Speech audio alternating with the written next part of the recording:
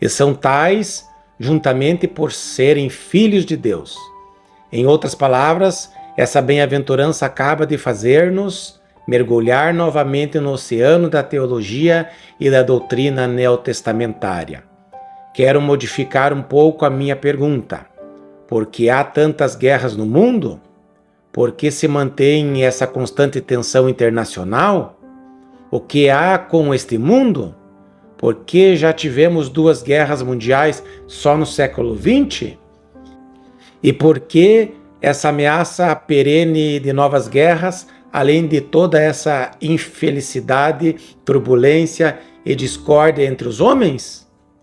De conformidade com essa bem-aventurança, só existe uma resposta para essa indagação: o pecado. Nada mais é somente o pecado.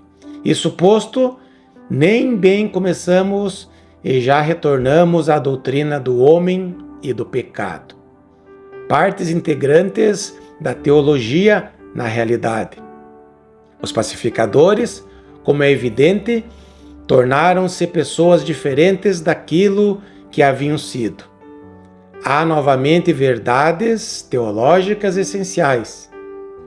A explicação para todas as nossas dificuldades é a concupiscência, a cobiça, o egoísmo e o egocentrismo dos homens.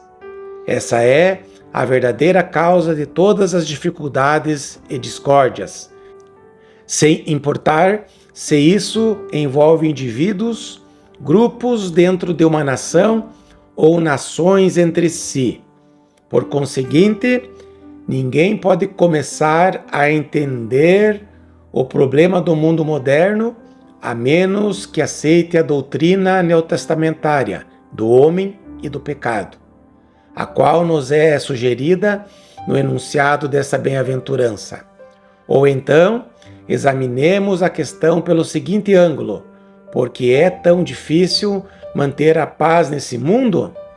Pensemos em todas as intermináveis conferências de nível internacional que têm sido levadas a efeito nesse século, na tentativa de estabelecer a paz. Mas por qual razão todas essas tentativas têm falhado e por que estamos rapidamente chegando ao extremo em que poucos indivíduos têm qualquer confiança em conferências que os homens possam realizar? Qual é a explicação para todas essas coisas? Por que fracassou a Liga das Nações? Por que a Organização das Nações Unidas parece haver malogrado? O que está acontecendo? Ora, quero sugerir que só existe uma resposta adequada para essa pergunta, mas não uma resposta de ordem política e nem econômica e nem social. A resposta, novamente, é uma razão essencial e primariamente teológica, doutrinária. É precisamente porque o mundo não reconhece isso, devido à sua cegueira e loucura, que tanto tempo e esforço têm sido desperdiçados. De acordo com as Escrituras, a dificuldade reside no coração do homem, e enquanto esse coração não for transformado, o problema jamais será solucionado, sem importar todas as manipulações externas. Se a origem da dificuldade está na fonte, no manancial de onde sai o ribeiro de águas, não é óbvio que não passa de um desperdício de tempo, dinheiro e energia ficar derramando produtos químicos nesse ribeiro, na tentativa de corrigir a situação? É preciso chegar à própria fonte originária. Ali se encontra a razão do problema. Nenhuma outra medida tem chance de êxito, enquanto o coração humano permanecer no estado em que se encontra. A trágica loucura do nosso século consiste na incapacidade de se perceber isso. Desafortunadamente, esse é um mal que não se acha somente no mundo, mas também na igreja cristã propriamente dita. Quão frequentemente a igreja se põe a pregar tão somente tais esforços e empreendimentos humanos, exaltando a Liga das Nações e a Organização das Nações Unidas. Ora, isso forma flagrante contradição com a doutrina bíblica. Não me entenda mal, não estou dizendo que ninguém deva envidar esses esforços atinentes às relações internacionais, mas estou asseverando que o homem que deposita fé nessas coisas é o homem que não está encarando a sua própria vida e o mundo do mesmo ponto de vista da Bíblia. Conforme as Escrituras ensinam, a dificuldade encontra-se no coração do homem. E coisa alguma, exceto um coração novo, exceto um homem renovado, pode dar solução ao problema. Do coração procedem os maus pensamentos, os homicídios, os adultérios, a fornicação, a inveja, o ciúme, a malícia e todos os demais pecados. Enquanto os homens estiverem produzindo esses males, não haverá paz. Aquilo que existe no interior do homem, inevitavelmente há de aflorar à superfície.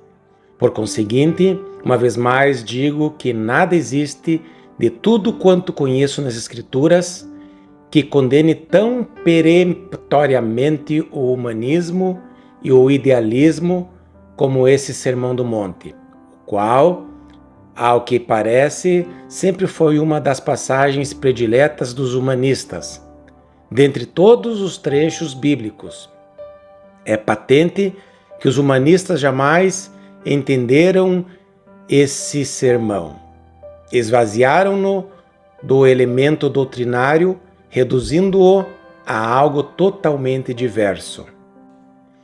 Esse ensino, pois, reveste-se de importância primária na conjuntura atual, porquanto é somente quando enxergamos este mundo moderno, mediante a perspectiva correta de olhos neotestamentários, que começamos a entendê-lo melhor. Você se surpreende que tenha havido guerras e rumores de guerras? Porém, se você é crente, isso não deixá-lo-á surpreso.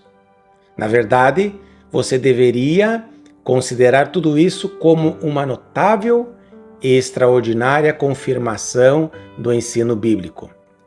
Lembro-me que, cerca de 20 anos atrás, deixei chocados certos evangélicos conceituados porque eu não podia acolher com entusiasmo aquilo que era então chamado de Pacto de Kellogg. Aconteceu-me estar presente a uma reunião evangélica quando chegaram notícias a respeito do tal Pacto de Kellogg. Lembro-me que, naquela reunião, um diácono respeitado levantou-se a fim de propor que a reunião não fosse dirigida segundo a forma costumeira, compartilharmos e considerarmos problemas da vida espiritual, mas que a reunião inteira fosse dedicada a tratar exclusivamente sobre esse Pacto de Kellogg. Para ele, o tal pacto era uma medida maravilhosa que haveria de proscrever para sempre a guerra. E por isso ele estava admirado ante a minha falta de entusiasmo. Penso que não preciso dizer mais nada. A nossa abordagem precisa ser doutrinária e teológica. A dificuldade reside no coração humano e enquanto o problema continuar ali, essas manipulações superficiais não podem resolver o problema do mundo em qualquer sentido definitivo e final. Conservando em mente todos esses fatos, examinemos agora essa declaração bíblica de um ângulo positivo. A grande necessidade do mundo moderno é de um bom número de pacificadores.